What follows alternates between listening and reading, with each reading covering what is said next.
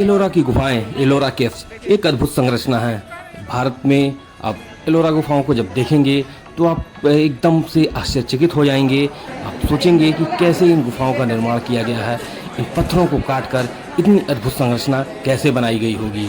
और ये हमें सोचने पे मजबूर कर देता है कि जो प्राचीन पद्धतियाँ थीं, जो प्राचीन कलाएँ थीं, वो कैसी थीं। हमारे जो पूर्वज थे, किस तरीके से उन्होंने इतना महान वर्क किया, इतना महान कार्य किया, मतलब क्या ही कहा जाए। मैंने जब इसको देखा ना, मेरे आश्चर्य का ठिकाना ना रहा। तो hello guys, good morning all of you. कैसे हैं दोस्तों आप सभी?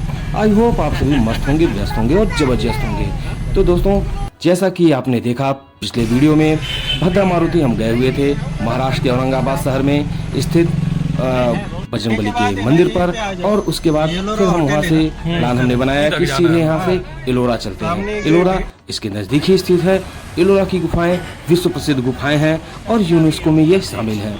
काफ़ी अच्छी हैं, काफ़ी अद्भुत हैं। तो दोस्तों, हमारे साथ लगातार इस वीडियो में बने रहें, क्योंकि आप खुद भी आश्चर्य हुए बिना नहीं रह पाएंगे। बहुत ही खूबसूरत जगह है और अद्भुत कलाकृतियां हैं, अद्भुत संरचनाएं हैं जी। किस तरीके से पूरे के पूरे पर्वत श्रृंखला को काटकर ये अद्भुत संरचना बनाई गई है। तो हमारे साथ इस पूरे वीडियो में बने रहें, वीडियो स्किप न करें, पूरे वीडियो को देखें, क्योंकि मैं जानता हूं कि आपको बहुत ही मजा आएगा इस पूरे वीडियो को देखने में। और आप आश्चर्य से भर जाएंगे कि प्राचीन काल में जो पद्धतियाँ थीं, प्राचीन काल में हमारे पूर्वजों का जो ज्ञान था, उन्होंने किस तरीके से इसको बनाया हुआ है। कभी कभी तो यह भी लगता है कि ये यहाँ पे इस धरती पे निवास करने वाले लोगों ने नहीं बनाया है। तो देखिए, हम यहाँ पे आ चुके हैं और यहाँ पे टिकट काउंटर है, जहाँ पे आपको टिकट लेना पड़ेगा। टिकट का प्राइस जो है 40 रुपये है। 15 साल से कम बच्चों का यहाँ पे प्रवेश निःशुल्क है। और जो विदेशी पर्यटक हैं, उनका यहाँ पे 600 रुपये लगता है। फिर यही टोकन आपको मिलेगा टिकट के रूप में, और इसे लेके फिर आप अंदर चलेंगे, जहाँ पे आपको पूरी गुफाओं का दर्शन होगा और पूरे गुफाएं आप घूम सकते हैं। यहाँ पे 34 गुफाएं हैं टोटल, और सभी का आप दीदार कर सकते हैं। और अगर आप यहाँ पे नहीं आ सकते हैं या नहीं आए हैं, आपके पास समय नहीं है, तो हमारी वीडियो के माध्यम से आप इस पूरे वीडियो का, पूरे गुफाओं का दीदार कर सकते हैं। तो हमारे साथ लगातार वीडियो में बने रहें। आप देख सकते हैं ये बंदरों की कलाबाजियाँ कितनी खूबसूरत हैं, काफ़ी अद्भुत हैं। तो हमारे साथ लगातार इस वीडियो में बने रहें। और आइए चलते हैं हम यहाँ पे, जहाँ पे जांच होनी है, चेकिंग होनी है, चेकिंग पॉइंट से फिर हम अंदर टिकट जमा करके चलेंगे। तो हमारे साथ लगातार इस वीडियो में ऐसे ही बने रहें और दीदार करें इन एलोरा की गुफाओं का। और हमारे साथ साथ आप भी आश्चर्य से भर जाइए भारत की प्राचीन विद्याओं पे, भारत की प्राचीन टेक्नोलॉजी पे, भारत की प्राचीन तकनीकियों पे, क्योंकि जैसी ये संरचनाएं हैं, जितना अद्भुत ये बना हुआ है, आप खुद भी यही सोचेंगे कि किस तरीके से इसे बनाया गया है। ये गुफाएं महाराष्ट्र की सह्याद्री पर्वतमाला में अजंता गुफाओं से लगभग 100 किलोमीटर दूर स्थित हैं। यहाँ पे टोटल 34 गुफाएं हैं, जिनका एक पूरा समूह है, जिनमें से हिंदू धर्म की 17 गुफाएं, बौद्ध धर्म की 12 गुफाएं और 5 गुफाएं जो हैं वो जैन धर्म को समर्पित हैं। और उन्हीं से संबंधित यहाँ पे जो उत्कृष्टियाँ हैं, जो कलाकृतियाँ हैं, बनी हुई हैं। गुफाओं के समूह को 5वीं से 11वीं शताब्दी के मध्य विदर्भ, कर्नाटक और तमिलनाडु के विभिन्न शिल्पी संघों द्वारा विकसित किया गया था। इनकी शुरुआत राष्ट्रकूट वंश के शासकों के द्वारा की गई थी। ये गुफाएं विषय और स्थापत्य शैली के रूप में प्राकृतिक विविधता को दर्शाती हैं। इन गुफाओं को वर्ष 1983 में यूनेस्को ने विश्व विरासत स्थल के रूप में घोषित किया था। एलोरा की गुफाओं के मंदिरों में सबसे उल्लेखनीय कैलासा यानी कि कैलाशनाथ गुफा संख्या 16 है, जिसका नाम हिमालय के कैलाश पर्वत, जो कि हिंदू मान्यताओं के अनुसार भगवान शिव का निवास स्थान है, के नाम पर रखा गया है। एलोरा की बौद्ध, हिंदू और जैन गुफाएं मध्य भारत में पैठर से उज्जैन जाने वाले व्यापारिक मार्ग पर बनाई गई थी। ये जो एलोरा केव्स है, जो एलोरा गुफा है, वो भारतीय पाषाण शिल्प स्थापत्य कला का अद्भुत सार है। यहाँ जो हमने बताया 34 जो गुफाएं हैं, वो असल में एक ऊर्ध्वाधर खड़ी चरणाद्रि पर्वत का एक फलक है। इसमें जैसा कि हमने बताया हिंदू, बौद्ध और जैन गुफाएं हैं, और वो जो उनमें से जो 12 बौद्ध गुफाएं हैं वो संख्या 1 से 12 तक, जो 17 हिंदू गुफाएं हैं वो संख्या 13 से 29 तक, और जो 5 जैन गुफाएं हैं वो संख्या 30 से 34 तक निर्मित हैं, और सभी आसपास में बनी हैं और अपने निर्माण काल की धार्मिक सौहार्द को दर्शाती भी हैं। और आप ये जो सामने देख रहे हैं, यहाँ से हम इंटर करेंगे। यही जो है सबसे फेमस, यहाँ सबसे प्रसिद्ध कैलासा मंदिर है, कैलाश मंदिर है, जो कि अद्भुत है, काफ़ी खूबसूरत है। और क्या ही बताया जाए इसके बारे में, आप खुद ही देखिए कितना खूबसूरत ये बना हुआ है, ये स्थापत्य कला कितना खूबसूरती से इसका निर्माण किया गया है। तो आइए चलिए हमारे साथ अंदर चलते हैं और फिर इसकी अद्भुत कला को, इसकी खूबसूरती को देखते हैं। कैलाश मंदिर 300 फुट लंबा और 175 फुट चौड़ा है और इसे 100 फुट से भी ऊंची एक सीधी ढाल से उकेरा गया है। कई अन्य प्राचीन शैल संरचनाओं के विपरीत यह मंदिर परिसर नीचे से ऊपर की बजाय ऊपर से नीचे तक बनाया गया है। यह काम एक छेनी और हथौड़े से किया गया था। इसके निर्माण में मचानों का इस्तेमाल नहीं किया गया था। खुदाई के आकार और डिजाइन की भव्यता के कारण यह गुफा भारतीय वास्तुकला की एक बेजोड़ कृति है। मध्ययुगीन काल से ऐसे कई प्रमाणिक और अप्रमाणिक साहित्यिक साक्ष्य मिलते हैं जिसके अनुसार इस शैल मंदिर को मणिकेश्वर गुफा मंदिर कहा जाता है, क्योंकि इसे एलापुर साम्राज्य की एक रानी मणिकवती द्वारा बनवाया गया था। इससे संबंधित यहाँ पे अनेकों कहावतें प्रसिद्ध हैं। एक कहावत की माने तो अलाजपुरा, जो कि वर्तमान महाराष्ट्र के अमरावती जिले का एक आधुनिक अलीजपुर एरिया है, कि एक राजा थे जो पिछले जन्म में किए गए पापों के कारण एक असाध्य बीमारी से पीड़ित थे। एक बार राजा शिकार पर महिषमाला गए। राजा के साथ शिकार पर गई रानी ने भगवान घृष्णेश्वर की पूजा की। इनके बारे में आप जानते ही होंगे, पिछले वीडियो में घृष्णेश्वर का आपने देखा होगा, महादेव का जो पूजा स्थल है, घृष्णेश्वर मंदिर है, वहाँ के बारे में हमने वीडियो बनाई ही है। आप चाहें तो पिछले वीडियो में जाके देख भी सकते हैं। तो वहाँ पे उन्होंने पूजा की और यह प्रतिज्ञा की कि यदि राजा की बीमारी ठीक हो गई तो वह भगवान शिव के सम्मान में एक मंदिर बनवाएंगी। राजा ने महिषमाला के तालाब में स्नान किया, जिसके बाद उनकी बीमारी ठीक हो गई। रानी बहुत खुश हुई और उन्होंने मांग की कि राजा तुरंत मंदिर का निर्माण शुरू करें ताकि वह अपनी मन्नत पूरी कर सकें। रानी ने मंदिर के शिखर के दर्शन होने तक उपवास रखने का निर्णय लिया। राजा मान गए, लेकिन इतने कम समय में मंदिर को पूरा करने के लिए कोई वास्तुकार तैयार नहीं हुआ। औरंगाबाद की एक स्थानीय पैठड़ कोकसा ने यह चुनौती स्वीकार की और राजा को वचन दिया कि रानी 1 सप्ताह में शिखर को देख सकेंगी। कोकसा ने अपने साथियों के साथ मिलकर शैल मंदिर को तराशना शुरू किया ताकि 1 सप्ताह के भीतर वह शिखर की नक्काशी पूरी कर सकें और शाही जोड़े को उनकी व्यथा से मुक्त कर सकें। तो इसीलिए इस मंदिर का कार्य जल्द से जल्द पूरा हो, इसे शिखर से नीचे की तरफ बनाने का कार्य शुरू किया गया। और जब यह बन के तैयार हुआ तो रानी के सम्मान में मंदिर का नाम मणिकेश्वर रखा गया और राजा ने एक शहर एलापुर, आधुनिक एलोरा का निर्माण किया। राष्ट्रकूट राजवंश के अभिलेखों में कैलाश मंदिर के निर्माण के लिए राष्ट्रकूट सम्राट कृष्ण प्रथम, जो कि 757 से 772 तक राज किया था, का नाम मिलता है। वास्तव में मंदिर का नाम मूल रूप से राष्ट्रकूट राजा कृष्णेश्वर के नाम पर रखा गया था, लेकिन अब इसे कैलाश मंदिर कहा जाता है। हालांकि कुछ शिक्षाविदों का मानना है कि एलोरा के कैलाश मंदिर और स्थापत्य रूपों की अन्य शैल नक्काशियों को किसी एक राजा द्वारा बनवाया नहीं जा सकता था। इनमें से 1 सदी से भी अधिक समय तक कई राजाओं के अधीन काम जारी रहा होगा। और आप ये देख सकते हैं, ये अंदर का हिस्सा है, अंदर का भाग है इस कैलाश मंदिर के, जो कि आप देख सकते हैं ऊपर से नीचे तक छत पर एक से एक अद्भुत नक्काशियाँ की गई हैं। और ये जो लाइट जिन्होंने पकड़ा हुआ है, ये इसके बारे में, संरचना के बारे में, इसके इतिहास के बारे में जानकारी दे रहे हैं। और अंदर आप देख सकते हैं भगवान भोलेनाथ की प्रतिमा है, जो कि एक लिंग के रूप में विराजमान है। भगवान भोलेनाथ का शिवलिंग है। आप आइए दर्शन कीजिए, भगवान भोलेनाथ का आशीर्वाद लीजिए। भगवान भोलेनाथ सभी पर अपनी कृपा दृष्टि बनाए रखें और हर हर महादेव बोलते हुए पूरे वीडियो को देखते रहें। और जो ये खूबसूरत नक्काशियाँ हैं, ये खूबसूरत कलाकृतियाँ हैं। और इसके बाद जो है फिर हम आगे बढ़ेंगे, एलोरा की जो अन्य गुफाएँ हैं उनमें भी विजिट करेंगे, एक्सप्लोर करेंगे। तो उस पर भी आप हमारे साथ बने रहें। आप खूबसूरत इन कलाकृतियों को निहारते रहें, इनका दर्शन करते रहें और हमारे साथ इस वीडियो में लगातार बने रहें। अच्छा, इधर से है कितना खूबसूरत, कितना अद्भुत संरचना है, कितनी खूबसूरत नक्काशियाँ हैं। मतलब इसको देखने के बाद ना बिल्कुल लगता ही नहीं है कि इसे यहाँ पे इस पृथ्वी पे रहने वाले मानवों ने बनाया होगा। एकदम अलग ही, एकदम अद्भुत संरचना है और सोच भी नहीं पा सकते हैं आप कि किस तरीके से इसका निर्माण किया होगा। लगता है कि किसी और ग्रह से आए हुए लोगों ने इसका निर्माण किया हुआ है।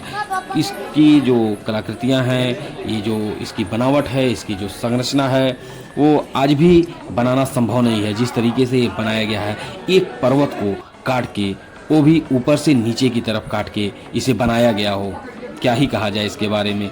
बिल्कुल ही अद्भुत है। अगर आपको मौका मिले तो आप यहाँ पे ज़रूर आएँ, क्योंकि आप जब आएंगे यहाँ पे ना तो एकदम विस्मित हो जाएंगे यहाँ की कलाकृतियों को देख के। तो मौका मिले तो ज़रूर आएँ और जब तक मौका नहीं मिल रहा है, हमारे वीडियो के माध्यम से इसके बारे में जानकारी लेते रहें, इसके बारे में देखते रहें और अपने आप को आश्चर्यचकित करते रहिए भारत की इन अद्भुत आकृतियों को, भारत की इन कलाकृतियों को देखकर, जो कि भारत की ये तकनीकी थी, जो प्राचीन काल की पद्धतियाँ थीं। विद्वानों के अनुसार कैलाश मंदिर के निर्माण में एक पहाड़ी से 3 विशाल खाइयों का संपूर्ण उत्खनन किया गया था, जो उसके आधार तक लंबवत रूप से काटी गई थी। इस प्रक्रिया में मंदिर के प्रांगण के आकार को रेखांकित किया गया। प्रांगण के बीच 200 फुट लंबी, 100 फुट चौड़ी और शीर्ष पर 100 फुट ऊंची एक बड़ी चट्टान का द्वीप जैसा निर्माण किया गया। एक स्थापत्य गणना के अनुसार इन खाइयों को खोदकर 15 से 20 लाख घन फुट चट्टानों को हटाया गया था। चूंकि ये गहरी खाई से पत्थरों को उठाना लगभग असंभव था, इसलिए विद्वानों का अनुमान है कि मूर्तिकारों ने चट्टान को ऊपर से नीचे तक एक छीनी से तराशा होगा, ताकि मंदिर के आसपास के क्षेत्रों से हटाए गए पत्थर कार्यदलों की सहायता से पहाड़ के नीचे लुढ़काए जा सकें। मंदिर के निर्माण के दौरान हटाए गए कई टन पत्थर कहाँ गए, यह अब तक एक पहेली ही है। बची हुई चट्टानों की कहीं फेंके जाने का भी हमें कोई सबूत नहीं मिलता। चट्टानें कहाँ गईं, इस बारे में बात करने के लिए हमारे पास अब भी कोई भरोसेमंद स्रोत मौजूद नहीं है। छद्म विज्ञान की पुस्तकों के अनुसार एलोरा जैसी जगहों के नीचे अनगिनत मार्ग छिपे हुए हैं, जिनमें कभी ऊर्जा मशीनें और अन्य प्राचीन तकनीकें मौजूद थीं। ऐसा कहा जाता है कि इस विशाल मंदिर के निर्माण के लिए इन अलौकिक मशीनों का इस्तेमाल किया गया होगा। चट्टानों को वाष्पीकृत करने की क्षमता रखने वाले पौराणिक तकनीक की मुख्यधारा में भी चर्चा होती है। हालांकि इनमें से किसी भी परिकल्पना का समर्थन करने वाला कोई विश्वसनीय स्रोत आज तक उपलब्ध नहीं है। यह भी दावा किया जाता है कि वास्तुकारों के पास पहले से ही एक योजना और एक कार्यशील प्रतिदर्श था। पट्टादकल के विरूपाक्ष मंदिर और कैलाश मंदिर के बीच असाधारण समानता के कारण यह माना जाता है कि दोनों ही मंदिरों की कारीगरी उन्हीं कारीगरों ने की होगी। इस प्रारंभिक चालुक्य मंदिर ने भले ही एक प्रेरणा का काम किया हो, लेकिन यह ध्यान दिया जाना चाहिए कि कैलाश मंदिर उसके आकार से लगभग दोगुना है। वैसे तो हम केवल अटकलें ही लगा सकते हैं, किंतु संभव है कि मंदिर के निर्माण की वास्तविक प्रक्रिया अलग रही हो। इस बात का कोई पुख्ता सबूत नहीं है कि छेनी और हथौड़ी से गहरी खाइयों को खोदे जाने और चट्टानों को तराशने जाने के बाद उन्हें कैसे और कहां छोड़ा गया होगा। यह निर्माण प्रक्रिया के सभी पक्षों को लेकर बार बार सवाल खड़ा करता है। आश्चर्य की बात है कि जहां वर्तमान आधुनिक तकनीकों के साथ भी ऐसे वर्क निर्माण करना अत्यंत चुनौतीपूर्ण है, वहां प्राचीन समाजों ने ऐसी चमत्कारिक संरचनाएं कैसी बनाई होंगी। तो आप खुद ही सोचें और विचार करें कि इसे कैसे बनाया गया होगा। तो हम कैलाश मंदिर से अब निकल चुके हैं और हम बढ़ रहे हैं आगे की जो गुफाएं हैं उन गुफाओं की तरफ। तो आइए हमारे साथ अन्य गुफाओं के बारे में जानते हैं और देखते हैं कि क्या क्या है इनमें और कैसी संरचनाएं ये बनी हुई हैं। जहां तक संभव है वहां तक हम जा पाएंगे, क्योंकि यह पूरी गुफाएं जो हैं वो 2 किलोमीटर तक फैली हैं और काफ़ी थकान भी हो रहा है और संभव नहीं है कि सारी गुफाओं को देखा जा सके। फिर भी प्रयास हम यही करेंगे कि ज़्यादा से ज़्यादा गुफाओं को एक्सप्लोर करें। हाँ, यह हम जरूर बताएंगे कि आप यहाँ जब भी आएँ तो साथ में पानी की बोतल जरूर लेके आएँ, क्योंकि यहाँ पे अंदर आपको कहीं पीने के लिए पानी नहीं मिलेगा। तो इसलिए थकान को दूर करने के लिए और अपनी प्यास को दूर करने के लिए पानी की यहाँ आवश्यकता जरूर पड़ेगी। तो फिर आप अपने साथ पानी जरूर लेकर आएं। तो 16 नंबर की गुफा जो है वो कैलाश मंदिर था और फिर उसके आगे 17 से 34 नंबर की गुफाएं हैं। तो आइए हम चलते हैं 17 से 34 तक की गुफाओं को एक्सप्लोर करते हुए आगे बढ़ते हैं और आप भी हमारे साथ इनको एक्सप्लोर करें और इसका आनंद उठाएं। तो आप यहाँ की जो कलाकृतियाँ नक्काशियाँ हैं उनको देख सकते हैं। मेरा तो यही मानना है कि यह संभव नहीं है कि प्राचीन काल में किसी अलौकिक शक्ति या किसी अलौकिक जो अत्याधुनिक मशीनें हैं उनके बिना यह कर पाना संभव होगा। तो क्या है क्या नहीं है इसके बारे में कोई भी प्रामाणिकता नहीं है, कोई भी प्रामाणिक साक्ष्य नहीं है। फिर भी हम आप पे छोड़ते हैं, आप भी इसके बारे में सोचें, विचार करें कि किस तरीके से इसको बनाया गया होगा। क्या किसी एलियंस ने आके इसे बनाया होगा या फिर प्राचीन काल में हमारे पास इतना ज्ञान था, इतना संभव था, ऐसी हमारे पास अत्याधुनिक मशीनें थीं कि इसको बनाया गया होगा। जो भी है वो हो सकता है कि आने वाले समय में इसके बारे में पता भी चले। फिर भी हम अनुमान लगाने के लिए आपके ऊपर छोड़ देते हैं। आप हमें मैसेज करके, आप इसके बारे में कमेंट करके ज़रूर हमें बताएं कि आप क्या अनुमान लगा रहे हैं, आप इसके बारे में क्या सोचते हैं और साथ ही हमारे साथ बने रहें। आइए आप चलते हैं, देखते हैं ये खूबसूरत कैसे कलाकृतियाँ हैं, किस तरीके से इसे काटा गया होगा, क्या ही कहना। ओ माय गॉड, यहाँ पे देखिए कितने सारे चमगादड़ हैं ऊपर जिनकी आवाज़ें आप सुन सकते हैं और लग रहा है यहाँ से ओ गॉड भागना ही पड़ेगा, क्योंकि क्या बताया जाए ये बहुत सारे यहाँ पे चमगादड़ अंदर हैं। और जितनी भी गुफाएं हैं वहाँ पे जितने भी चमगादड़ वगैरह का डेरा है, बहुत सारे पंछियों का, छोटे छोटे कीड़े मकोड़ों का यहाँ पे डेरा है। तो यहाँ पे थोड़ा थोड़ा डर भी लग रहा है क्योंकि कब कौन से कीड़े या चमगादड़ हमला कर दें ये नहीं कहा जा सकता है। और ये ऐसे गुफा टाइप में बना भी हुआ है और इनके अंदर मतलब बाहर से तो इनको देखा जा सकता है, लेकिन जो गुफाएं अंदर की तरफ बनी हुई हैं वहाँ पे थोड़ा सा जाना भी संभव नहीं है, क्योंकि वहाँ पे लाइट वगैरह भी नहीं है। और सबसे बड़ी चीज़ कि थोड़ा सा खतरा भी है, क्योंकि सभी लोग मना भी कर रहे हैं कि वहाँ पे जाना सेफ़ नहीं होगा।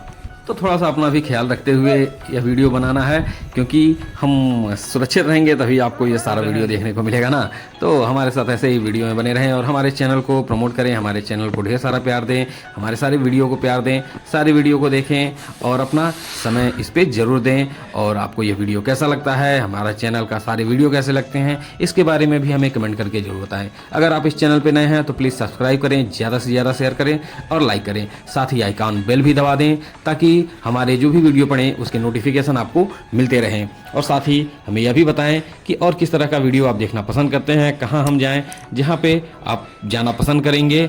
और अगर आप यहां पे आए हैं तो इसके बारे में भी हमें कमेंट करके ज़रूर बताएं कि आप इसके बारे में क्या जानते हैं और क्या क्या आपने देखा है, कौन कौन सी गुफाओं को आपने एक्सप्लोर किया है। यहाँ पे मतलब एक अद्भुत ही एहसास हो रहा है और काफ़ी अच्छा भी लग रहा है। लेकिन हाँ, थक तो काफ़ी गए हैं क्योंकि काफ़ी लंबा सफ़र है ये और काफ़ी ज़्यादा थकान हो रहा है। और जैसा कि हमने बताया कि यहाँ पे पानी लेके आना बहुत ज़रूरी है, जो कि हमने बहुत बड़ी गलती की। यहाँ हम पानी लेके नहीं आए, हमें लगा कि अंदर ज़रूर मिलेगा, पर यहाँ पे कहीं भी पानी की व्यवस्था नहीं है कि आपको पानी मिले, जिसके कारण और प्यास भी लग रही है, जिसके वजह से थकान और ज़्यादा बढ़ रहा है।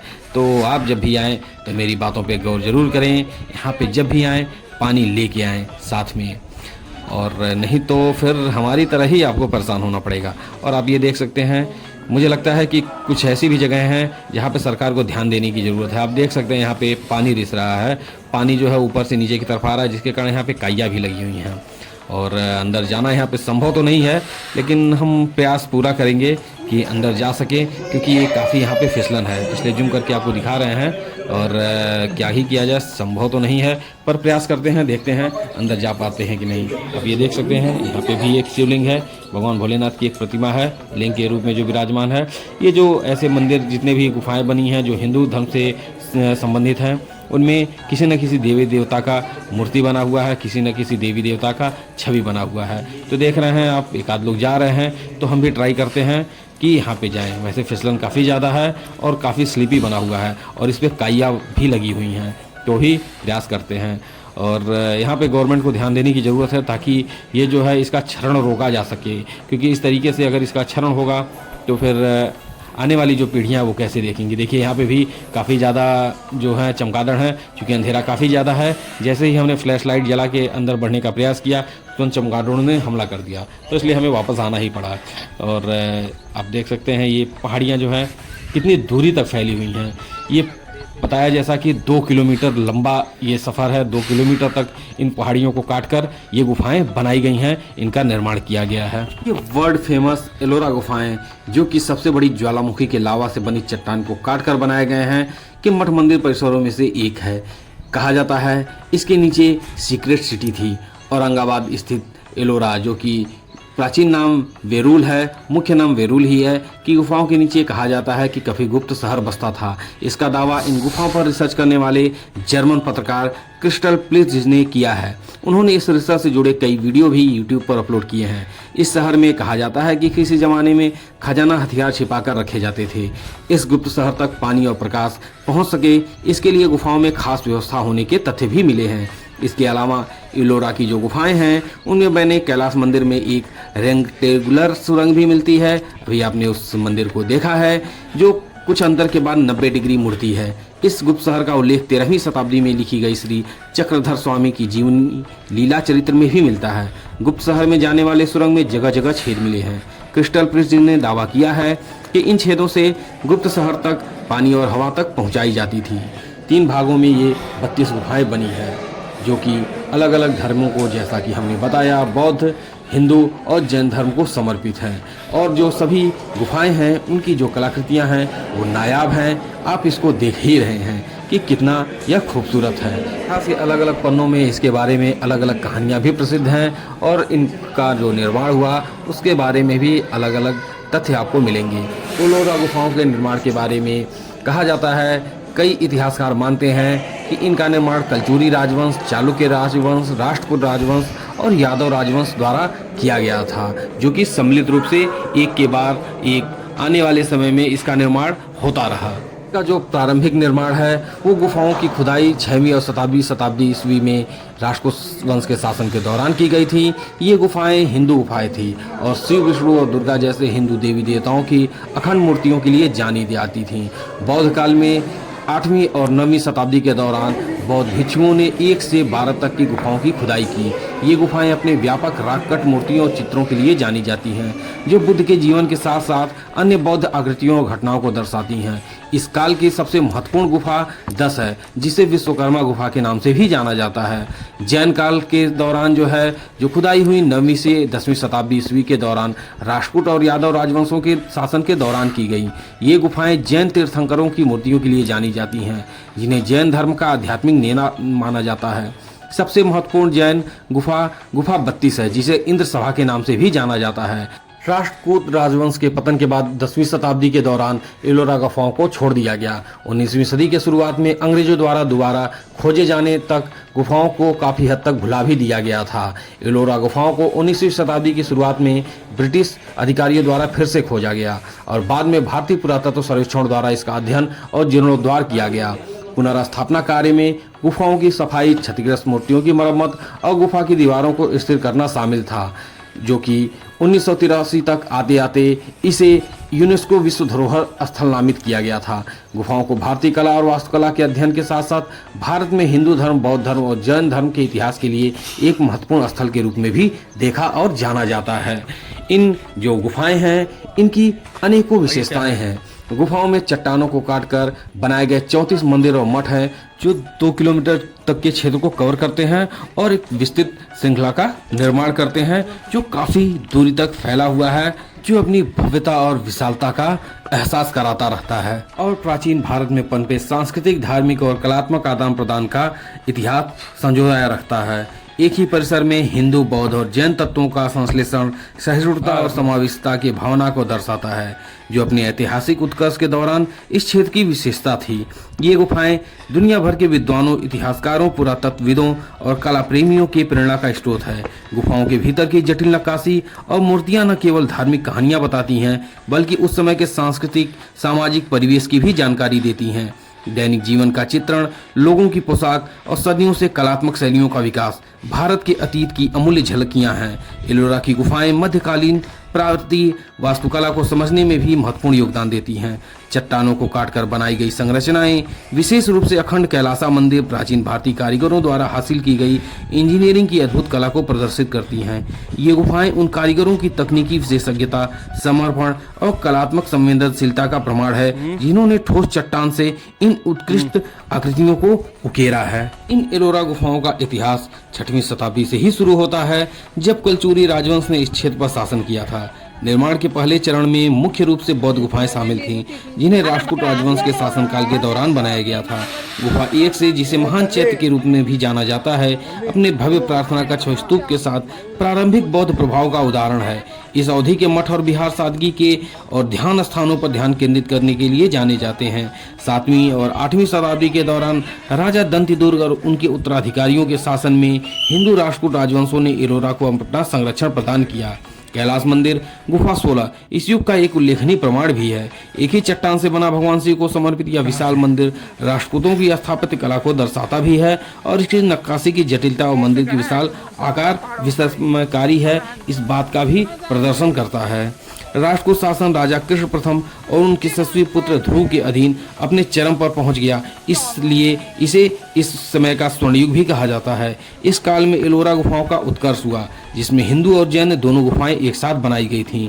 इस समय की गुफाएं कई कलात्मक शैलियों और धार्मिक विचारधाराओं का संश्लेषण प्रदर्शित करती हैं। गुफाएं 14 से 29 जैन परंपरा का प्रतिनिधित्व करती हैं, जो भगवान महावीर की शिक्षाओं को प्रदर्शित करती हैं। इन गुफाओं में जटिल नक्काशीदार स्तंभ, शानदार मूर्तियां और जैन ब्रह्मांड विज्ञान की विस्तृत चित्रण शामिल है। इंद्र सभा के नाम से जानी जाने वाली गुफा 32 अपनी विस्तृत कलाकृति और जैन तीर्थंकर मूर्तियों के लिए विशेष रूप से उल्लेखनीय भी हैं। और जो हिंदू गुफाएं हैं वो अलग अलग देवताओं को समर्पित हैं। गुफाएं 21 से 29 भगवान शिव को समर्पित हैं, जबकि गुफाएं 30 से 34 भगवान विष्णु को समर्पित हैं। प्रत्येक गुफा की एक अलग अलग स्थापत्य शैली और एक अलग अलग कथाएं भी हैं। गुफा संख्या 16 कैलाश मंदिर विशेष उल्लेख के योग्य है। ऊर्ध्वाधर रूप से नीचे की ओर नक्काशीदार मंदिर परिसर भगवान शिव के निवास कैलाश पर्वत की नकल करता है। नक्काशी में विस्तार पर ध्यान, हिंदू पौराणिक कथाओं के दृश्यों को दर्शाना और समग्र लेआउट इसे भारतीय रागकट वास्तुकला की उत्कृष्ट कृति बनाते हैं। और जो बौद्ध गुफाएं हैं उनमें मुख्य रूप से कलचुरी और राजपूत काल के दौरान बनाई गई गुफाएं अपने प्रार्थना कक्षों, मठों और स्तूपों के लिए प्रसिद्ध हैं। गुफा 10 जिसे विश्वकर्मा गुफा के नाम से भी जाना जाता है, अपनी जटिल नक्काशी और अनूठी स्थापत्य विशेषताओं के लिए प्रसिद्ध है ही। गुफा 5 जैसी चैत्य गुफाएं स्तूपों के साथ साथ अपने प्रार्थना कक्षों के लिए भी प्रसिद्ध हैं। और इनमें जो जैन गुफाएं हैं उनके बारे में क्या ही करना, वह अपने अप्रतिम सौंदर्य और आध्यात्मिक मूल्यों को दर्शाती हैं। जिनमें 32 नंबर की गुफा जो इंद्र सभा के नाम से जानी जाती है, वो जैन पौराणिक कथाओं के दृश्यों को दर्शाती है और अपने उत्कृष्ट नक्काशियों को प्रदर्शित करती रहती हैं। इनके लिए सरकार को काफ़ी प्रयास किया जाना चाहिए, क्योंकि ये हमारे देश की अमूल्य धरोहर है।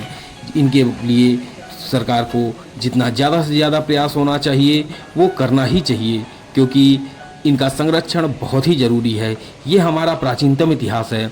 इसको देखने से पता चलता है कि जो हमारी प्राचीन पद्धतियाँ थीं वो कितनी ज़बरदस्त थीं, कितनी खूबसूरत थीं, और हमारा जो ज्ञान था, प्राचीन ज्ञान था, वो कैसा था। इनको देखने से ही ये पता चलता है कि उस समय, उस दौरान, उन प्राचीन समयों में ऐसे भी लोग थे जो कि इन जैसे खूबसूरत कलाकृतियों का निर्माण कर सकते थे। अब जो भी हो, वो प्राचीन लोग हों या कहीं और से आए हुए एलियंस हों, ये कोई नहीं जानता है। खैर जैसे भी हो, लेकिन इन प्राचीन भारतीय संस्कृतियों का निर्माण किया गया तो यही किया गया, जो कि काफ़ी अद्भुत है। तो आप देख सकते हैं यहाँ पे कितना खूबसूरत ये वाटरफॉल है, काफ़ी खूबसूरत झरना है। और बस अब इसके आगे जाने की हमारी हिम्मत भी नहीं है, क्योंकि हम काफ़ी ज़्यादा थक चुके हैं। और फिर देखते हैं, फिर कभी आएंगे तो और जो बचे हुए जो गुफाएं हैं उनको भी एक्सप्लोर करेंगे। और फिलहाल आप हमारे साथ ऐसे ही बने रहें, इन कलाकृतियों को देखते रहें। आप ये देख सकते हैं इनको संरक्षण करने की कितनी आवश्यकताएं हैं, क्योंकि अपने सांस्कृतिक और ऐतिहासिक महत्व के बावजूद एलोरा की जो गुफाएं हैं उनको कई चुनौतियों का सामना करना पड़ रहा है, जिसमें पर्यटन का प्रभाव, पर्यावरणीय कारक और चट्टानों को काटकर बनाई गई संरचनाओं का प्राकृतिक अपक्षय भी शामिल है। आगंतुकों की बढ़ती संख्या इस स्थल की लोकप्रियता का प्रमाण है, साथ ही संरक्षण के बारे में चिंता भी पैदा करती है। भारतीय पुरातत्व सर्वेक्षण ASI ने इन चुनौतियों से निपटने के लिए कई उपाय तो लागू किए भी हैं। गुफाओं को मौसम से बचाने के लिए छतरियां और बाढ़ जैसी सुरक्षात्मक संरचनाएं भी बनाई गई हैं। संरक्षण परियोजनाओं ने चट्टानों की सतहों को स्थिर करने, जटिल नक्काशी को संरक्षित करने और साइट की दीर्घकालिक अखंडता सुनिश्चित करने पर ध्यान केंद्रित किया है। इस स्थल को संरक्षित करने और आगंतुकों को इसकी सुंदरता की सराहना करने की अनुमति देने के बीच संतुलन बनाने के लिए सतत पर्यटन प्रथाओं को बढ़ावा दिया जा रहा है। शैक्षिक कार्यक्रमों और निर्देशित पर्यटन का उद्देश्य एलोरा की ऐतिहासिक और सांस्कृतिक महत्व के बारे में जागरूकता पैदा करना है, जिससे आगंतुकों के बीच जिम्मेदारी की भावना का एहसास हो। एलोरा की गुफाओं को कलचुरी, राजपूत, यादव और चालुक्य सहित विभिन्न शासक राजवंशों से संरक्षण मिला। गुफाओं को न केवल राजाओं और शासकों से बल्कि स्थानीय व्यापारियों और समुदायों से भी समर्थन मिला। यह विविधतापूर्ण संरक्षण परिसर के भीतर धार्मिक संरचनाओं के उदार मिश्रण में परिलक्षित होता है। एलोरा की जो ये गुफाएं हैं अपने विविध धार्मिक और स्थापत्य विरासत के साथ उन लोगों की कल्पना को मोहित करती रहती हैं जो उनकी गुफाओं की गहराई का अन्वेषण करते हैं। चट्टानों को काट कर बनाए गए अग्रभागों और मूर्तियों से परे एक प्राचीन सभ्यता की कहानियां छिपी हैं, जो अपनी आध्यात्मिक विविधता के साथ सामंजस्य में पनपी हैं। भारत की सांस्कृतिक समृद्धि के जीवंत प्रमाण के रूप में एलोरा की गुफाएं यात्रियों, विद्वानों और सुंदरता के चाहने वालों को जटिल नक्काशी पर विचार करने, इंजीनियरिंग कौशल पर अचंभित होने और इस स्थल में व्याप्त आध्यात्मिक आभा से जुड़ने के लिए आकर्षित करती हैं। किए गए संरक्षण प्रयास यह सुनिश्चित करते हैं कि यह विरासत भविष्य की पीढ़ियों के लिए बनी रहे, जिससे अतीत की गूंज वर्तमान और उसके आगे भी गूंजती रहे, जो हमें भारत की उल्लेखनीय सांस्कृतिक पच्चीकारी की याद दिलाती रहें। अब हम धीरे धीरे बढ़ रहे हैं फिर से गेट की तरफ, जहाँ से हम यहाँ पे अंदर एंटर हुए थे, क्योंकि अब बहुत ज़्यादा थक चुके हैं और धीरे धीरे शाम की तरफ दिन बढ़ता ही जा रहा है और इसलिए अब संभव नहीं है कि हम और आगे बढ़ें। और जो बाकी की गुफाएं हैं हम फिर से प्रयास करेंगे कि फिर से यहाँ पे आएँ और एक्सप्लोर करें, और ताकि हम इन गुफाओं के बारे में, इनकी जो कलाकृतियाँ हैं उनके वीडियो आप तक हम पहुँचा सकें। तो दोस्तों हमारे साथ ऐसे ही बने रहें, ढेर सारा प्यार दें इस वीडियो को, हमारे पूरे चैनल को, हमारे सारे वीडियो को ढेर सारा प्यार दें, इन्हें देखें और हमें कमेंट करके ज़रूर बताएं कि यह वीडियो आपको कैसा लगा। मेरे हिसाब से जो भारत की प्राचीन परंपराएं हैं, प्राचीन कलाकृतियां हैं, उनको ज़रूर देखा जाना चाहिए किसी भी तरीके से। अगर संभव हो तो आप यहाँ पे आके ज़रूर देखें, और जब तक संभव नहीं है हमारे वीडियो के माध्यम से इसको देखते रहें, जानते रहें, और भारत की जो प्राचीन परंपराएं हैं, प्राचीन सभ्यता है, प्राचीन संस्कृतियां हैं, जो प्राचीन ज्ञान है उस पर गर्व कीजिए, क्योंकि भारत एक ऐसा देश है जहाँ पे आपको अद्भुत चीज़ें देखने को मिल जाएंगी। जो यहाँ का प्राचीन ज्ञान है वो अद्भुत ही है, इसके बारे में क्या ही कहा जाए। इसीलिए भारत देश हमारा है और हम सबकी शान है। हम सभी को इस पे बहुत ज़्यादा गर्व होना चाहिए और हमें पूरा प्रयास करना चाहिए कि जो हमारी विरासत है इनको संरक्षित करें। सरकारें जो भी करें वो अपना प्रयास करती रहेंगी, लेकिन इनके साथ साथ हमें भी अपना पूरा प्रयास करना चाहिए, जिससे हमारे देश आगे बढ़ता रहे और जो हमारी प्राचीन परंपराएं हैं, जो प्राचीन ज्ञान है वो भी संरक्षित रहें और आने वाली पीढ़ियों तक, पीढ़ी दर पीढ़ी यह विस्तारित होती रहें और सभी को इसका लाभ मिलता रहे। यहाँ पे बहुत सारे पर्यटक आते हैं घूमने के लिए और अच्छा खासा यहाँ पे मुझे लगता है कि इनकम भी होता होगा। तो अगर ये जो गवर्नमेंट है यहाँ पे, जिनके हाथ में ये सारी चीज़ें हैं, ये इन गुफाओं का जो संरक्षण है या इनका देखरेख जिनके हाथों में है, वो चाहें तो गवर्नमेंट से भी कुछ मदद लेके इसका अच्छे तरीके से संरक्षण कर सकते हैं और बहुत सारी अन्य व्यवस्थाएं भी कर सकते हैं, ताकि और ढेर सारे यहाँ पे पर्यटक आए, आगंतुक आए, और जिससे इसकी कमाई बढ़ सके और ताकि इसका संरक्षण उस माध्यम से, उन पैसों से किया जा सके। तो गाइस, इसके बाद हमारा महाराष्ट्र का टूर खत्म हो जाएगा और महाराष्ट्र के टूर के बाद फिर हम चलेंगे सीधे मध्य प्रदेश में और कुछ जगहों पे जो प्लान है उन्हें एक्सप्लोर करेंगे। तो दोस्तों आपको वीडियो कैसा लगा हमें जरूर बताएं। ठीक है दोस्तों, मिलते हैं फिर अगले वीडियो में, तब तक के लिए बाय बाय।